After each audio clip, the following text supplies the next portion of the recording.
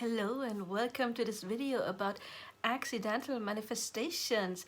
This video actually is two stories in one because they are somewhat connected. So I'm going to tell you the story how I manifested changing my host family when I was living in New York as an exchange student when I was 17, and at the same time how I manifested living in my dream house because they go together. But when you talk about manifesting, especially accidental manifesting or manifestations, we need to go back. We need to do the reverse engineering. Like, how did that happen? How did I manifest that accidentally or not? And the thing is when I decided to go to New York for a year as an exchange student, I was not at a very good place back then, you could say. I was like 15, 16 when I decided to go. And I wasn't very happy at all, you could say. So what happened is that one day I was still at home at my parents' house, and my grandparents were over, and I was always like trying to avoid family gatherings. I always came there for a moment because you kind of have to, and then I just took off and went into my room because there was always like a lot of like mobbing going on, you could say. And I always heard that I'm not good enough and what's wrong about me and all of that. That's, yeah. So basically my grandparents were over and I had to get a drink. So I went to the kitchen to get a glass of juice, and my grandparents and parents obviously didn't notice me going to the kitchen, but I passed the living room and I heard them talking about, oh yeah, nobody wants to live with her anyway. The whole family's probably going to kick her out because why would anybody want to live with her? She's probably going to embarrass us. And the thing is, I always thought I'm pretty much one of the nicest people in my family, except for my brothers maybe. I was never rude. I never said a bad word. The only thing is I am different. I'm different from them. I'm different from the rest. I am the black sheep. I'm the odd one out. And if you're into astrology, then it's basically because I do have the midheaven Aquarius, which means we have the IC in Leo. That means you get a lot of attention. Usually people with the MC Aquarius, IC Leo are the firstborn. I am the firstborn, not just for my parents, but also I'm the first grandchild and even the first great grandchild. And with this placement, there's often a big age gap between cousins and siblings, and my cousin and my brother, they're about the same age. They're 6 years younger than me. So you get a lot of attention as a child, not necessarily good attention, but you get it. But at the same time, you have the Aquarius energy. And people with Aquarius midheaven, they are different. They did not come to this earth to conform. They came to bring change. They came to make the experience of being the freak, you could say. And also I am an aqua moon, which means, yeah, I am the freak, you could say, in the family. And I was never right for them, not ever. It's just because I'm ticking very different than the rest of my family, you could say, except for my little brother, but he's 19 years younger than me, so he was not even born back then. He's a lot like me, you could say. Actually, he is following into my footsteps somewhat. Even later, when I decided to go back to school in order to graduate because I wanted to go to the university, my father, he was ashamed of that, he was mocking me for getting good grades. He was making fun of me for getting good grades. He never even congratulated me after I went to school daily for 3 years and graduated top of my class. And for the rest of my family, like, I'm more saying like grandparent, it's like, okay, so you graduate top of your class and you could do anything. You could study law, you could study medicine, or what do? I chose to study literature and philosophy, and then additionally theater, film, and media science. So not even something that you could get a lot of money, because again, I'm different from my family. I always thought, why should I work a job I hate just to get some money that I can spend to go on vacation like once or twice a year to have some fun? Why don't I just do something that is bringing me fun all the time? So you can imagine the delight of my family when I was like 23-ish and I started working as a spiritual coach. I still am. it's also how I finance going to the university and everything. But we never talk about that in a family. It's taboo. It's no, shh. We never talk about her job. No, never ever. We never mention it. My family was never really happy with who I am, what I am, and it's like a complete mismatch, you could say. So when I went to New York, of course, that it's still, even though I was kind of used to that, like comments like this, she's gonna get kicked out because nobody would want to be with her, nobody would want to live with her. I'm not gonna lie, it stung. It hurts, right? It hurts. Don't forget, I was like 16 back then. So I went to New York. I got a host family that was chosen for me from the organization that's, like organizing the exchange student trips and everything. And I was not very happy in that family. I went there when I was actually 16, I think like in August, and my birthday is September 1st. I turned 17 then. So I was there for like 2 weeks, and I didn't really know anybody because school hadn't started yet. I think it starts September 1st, right? But then it must have been like a weekend because I did not start school on my birthday. The host family didn't even congratulate me. It's like they completely ignored it till like late evening when they said, okay, now we got a cake for you. So I was feeling really alone there, and communication was not very well because one day they brought the oldest daughter to college and just dad was supposed to go. And then I woke up and they had 5 daughters, and the youngest ones, they were there. And I was left alone with them and had to take care of them, which was no problem, but I just wished that they would have told me or at least left a note. So I just woke up and their kids were like, yeah, you're supposed to watch us because everybody's gone. The other daughters, they were visiting their friends, and, there was like no communication. But I did love especially the youngest daughter, and they had a dog I really, really liked. I missed my dog at home, so I was really happy to have a dog there, and the dog loved me too. I was like the only one that dog listens to because I actually took time to play with it. But anyway, so this family, when I first started going to school, that like the first couple of days, I'm the exchange student, and people come like, oh, where are you from? Germany? Okay, great.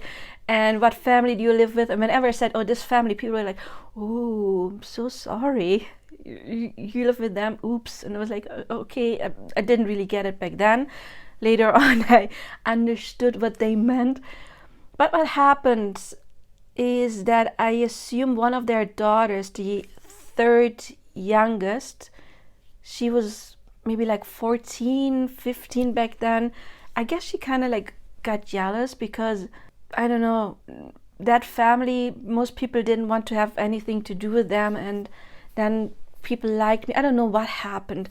One day, their mom, there was some difficulties between that host mom and me as well, because something was wrong with my insurance company. Like in Germany, you have to be insured when you go to another country, and something was not right. So I had to call my mom a couple of times in Germany to take care of that. And it was like, because I called her, mom, please take care of that, I need to be insured. And she was like, okay, why are you calling me? I'm so glad that you're finally gone, and now you just call me. Why? Just leave me alone. And then my host mom was like, oh, you're calling your mom all the time because whenever you've got a trouble, you have to call your mom. And I was like, okay, that's not it at all. So I was not really happy there. And then what happened is that apparently the third youngest daughter, like the middle child, told their mom that I was hitting the kid, which never happened. Obviously, I really adored her. She really adored me. And what else did I do? I was kicking the dog, which didn't happen. That dog loved me more than it loved them. What else did I do? I'm a witch because the mom's medicine stopped working because of me. I kind of like seriously, I mean, that's the allegations towards me. I put some spell on that medicine so it didn't work, and I also stole medicine. And of course later on it turned out that the daughter, the middle child, she stole her mom's medication and sold it in school. But yeah, that mom and the host family, I was living there for like 5 weeks. She just all of a sudden came and she was like, okay, you're moving right now. And then that lady from that organ, and she just drove me to some, I think like a Walmart parking spot, and it was like, okay, pack your bags, you're leaving. And then she drove me to the parking spot, and then I didn't know what was happening. That lady who was organizing the finding a host family, interviewing families and stuff, she picked me up there. I spent one night with her, and later on she told me that she already started looking for a new host family, and everybody she called was like, oh yeah, we knew that wasn't going to go well with that family. It's like, and she was saying, okay, why didn't you tell me before I placed a child or a teenager in that family? But everybody was like, yeah, we're not surprised, that family is. So that was a bit freaky. But how did that happen? Well, I was not feeling well at home, obviously. So then I heard that stuff like, oh, she's gonna kicked out, nobody will want to live with her. And that stung, and that was like a self-fulfilling prophecy. Even though I didn't think that would happen with my thought, of course there was some kind of a fear, having that constant arguments and all of that at home. And you bring that to wherever you go. You cannot escape your inner demons, you can say. You cannot escape. That's why people always say, when you leave one person behind, like in a relationship, you still take yourself to the other relationship. And if you haven't cleared what you need to clear, then you still take that issue into the next relationship, and then the same thing is going to happen again. I accidentally took my home baggage and brought it into that host family. But at the same time, one of the reasons why I wanted this exchange students experience was because I wanted to get away from home. I was not at a good place. I was suicidal, and I thought, I need to do this to save my life. So even though I didn't enjoy too much living with that first host family, at the same time, it did bring me some healing already in a couple of weeks, just because I was not home anymore. That was very important, and that of course manifested the next situation. And I was telling you that we were talking about 2 manifestations, and the other one is my host family. The first one was living up the hill, and then high school was down the hill, and in the middle there was this beautiful house. And also, it was like from going up here, and then there was a street, like a cross going in and out of the town. So whenever we came into the town, then we went up there. There was like this house right there in the middle, and I always saw this house. I was like, oh my god, this house is so beautiful. I don't know, this, it was maybe not even the most beautiful house in this entire town. Maybe up there were where the poor people lived, and then down here more the people that had more money. So there were maybe even bigger houses down there, but that house, it just had something that I always felt like, oh my god, this house, it fascinated me. It had this pull, and every time I was driving by that house, I just had to stare at it because I loved that house. I remember then the next day, after I got kicked out from my first host family, the counselor had found a new family for me. And we were driving into town right towards the house, because, you always drive towards the house when you drive into town. And I was like, oh my god, what a dream would it be to live in that house. And then she actually pulled over and stopped right in front of that house. It was like, okay, this is it. This is where you're going to live now. So I probably manifested living in a house, because every time I thought I was so fascinated. But at the same time, what is manifesting? If there's different timelines with different possibilities, and I always felt really drawn to that house, because my soul knew that there is one of the realities where I was living in that house. There's probably not, even though there's infinite realities or timelines, there's probably not so many timelines that I could have lived like in any house of that entire like small town. But that one, that timeline existed where I lived there. And maybe I was always feeling drawn to that house because part of me knew that one version of me or a couple versions of me in this multiverse do live in that house. So I don't know what came first. Was it just sensing? Yeah, there is one part of me, one part of my soul that always had lived in that house because time doesn't exist. There was always that house. Or did I manifest it because every time I saw it, I was like fascinated and I wanted to see that house from the inside. So yes, I did move there, and you know, I brought my baggage from home into my host family, already transmuted stuff, and then I got into my new host family, and I felt very welcomed there, and it felt so great to have made the experience of having like a loving, kind, nurturing mother. It was really amazing. It felt really good.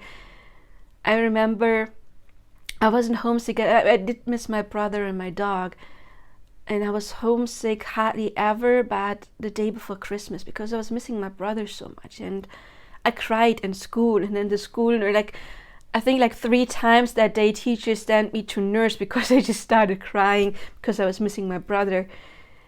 And schools called my host mom when I came home. She was like, "Oh, I heard you're not feeling too well. Just go to the movies." So I had a mom that took me to the movies, and I know we went to the movies twice. One time we saw Blair Witch Project, and the other time my favorite actor Johnny Depp just had a movie come out. It was Sleepy Hollow, and I wanted to see Sleepy Hollow, so I don't know which one we saw at that time, but yeah, I felt really happy in that host family, really happy. Felt like home, and I was treated like I was their own child. And yeah, so that inner work that already happened in that first host family with the distance from home actually then manifested in me stepping into a nice home and exactly the house that I was fascinated by. And by the way, I was already talking about my experience in New York when I was talking about I manifested my biggest fear, the snake video, and there will be another video I'm recording right now, because just recording the first video and then already planned recording this video, of course, made me think about my time in New York, and then just by thinking about that, I manifested something else that is very recently happened, last week to be precise, or no, today is Sunday, this week. I'm recording this on a Sunday, it happened this week. And I'm going to talk about this in another video where I manifested something. But yeah, that was it. That is a little video on reverse engineering, why I had to change my host family, why I manifested that change, and then how I manifested living in that amazing, beautiful house where I had a very beautiful room, and I just loved living in it. It was a gorgeous house. Well, it still is, probably. Anyway, I hope this helped you somehow, because I want to animate you seeing why did certain things happen in my life, and then when you go back and you do the reverse engineering, you see, okay, this is why it happened, and then it can help to bring you healing, if you actually clear that stuff that needed to be cleared. If you need a little help with that, if you need coaching, my contact information is in the description box below. I am available for coaching, and also YouTube is going to suggest you 2 videos right now. Click on them, check out the entire playlist, and I wish you all the best now. Bye bye.